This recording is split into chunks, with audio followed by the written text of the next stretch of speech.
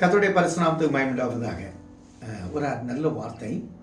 ஏசாயா 42 அதிகாரம் 16 வசனம் பாருங்க. குருடரை அவர்கள் அறியாத வழியில் நடத்தி அவர்களுக்கு தெரியாத பாதையில அவர்களை அழைத்து கொண்டு வந்து அவர்களுக்கு முன்பாக இருளை வெளிச்சமும் கோணலை சபையும் ஆக்குவேன்.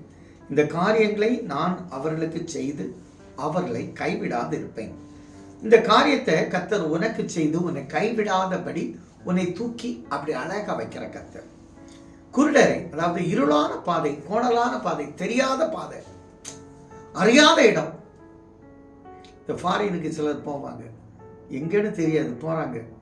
ஆனா அங்க கர்த்தர் கூட இருக்கிறார் பாருங்க. அதே போல சில சமயங்களில் வியாதியில, கஷ்டத்துல, பண கஷ்டத்துல, திருமண அரேஞ்ச் பண்ணிக்கிட்டு பண பிரச்சனையில ஒரு வழி தெரியாம எப்படி இந்த காரியத்தை முடிக்க போறேன், எங்க போவேன் ஆண்டவரே, எனக்கு ஒண்ணுமே தெரியலையேன்னு சொன்னா அங்க கர்த்தர் இருப்பார். அதான் சொன்னார், உனக்கு வழி தெரியலையே, அறியாத பாதையில நான் கொண்டு வரேன்டா. உன்னை வழி நடத்தி தெரியாத பாதையில உன்னை கொண்டு வந்து இவ்வளவு அழகா சொல்றார். உனக்கு முன்னாலே இருக்கிற இருளை, இருண்ட வாழ்க்கையை, இருண்ட கண்டத்தை கர்த்தர் வெளிச்சமாய் மாற்றுகிறார். எவ்வளவு அழகான வார்த்தை. இதுவரை எல்லாம் ஃபெயிலியர் ஆயிருக்கும், ஆனா இனி உங்க வாழ்க்கையில வெளிச்சம் தங்குறது. இவ்வளவு அழகான வார்த்தை. கோணலான, உங்களுக்கு ஏற்ற இந்த இதெல்லாம் கோணலா இருக்கு, அதெல்லாம் செம்மையாகும். இதெல்லாம் எத்தனையோ அப்ளிகேஷன் போட்டிருப்பீங்க, கோணிக்கு போயிருக்கோம். கர்த்தர் சொல்றார், அதை நான் சர்வே பண்ணுவேன். கோர்ட்ல கேஸ் நடக்கும், அதை கரெக்ட் பண்ணிடுவேன்.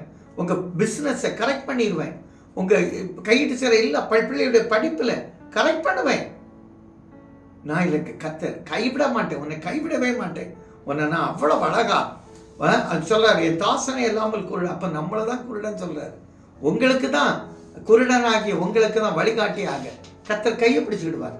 தாவீதின் குமாரனே எனக்கு இறங்குன்னு சொன்ன உடனே உனக்கு நான் என்ன செய்யணும் கேட்டார்ல, அந்த தேவனை இப்ப கேட்கிறார் இயேசு. நான் உனக்கு என்ன செய்யணும், வாரேன், கையை பிடிச்சு உனக்கு வாழ்க்கையில செம்மையாய் உயர்த்தி ஆசீர்வதித்து நன்மை செய்கிற கர்த்தர். நீங்கள் நல்ல தகப்பனே, இந்த மங்களகரமான வார்த்தையை கர்த்தர் கொடுத்திருக்கிறீங்க.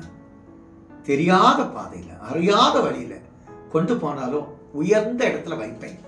கோணி போன வாழ்வை செவ்வைப்படுத்துவேன். ஆண்டவர் அப்படி ஆசீர்வதித்து நன்மை செய்யும் நல்ல பிதாவே. ஆமென்.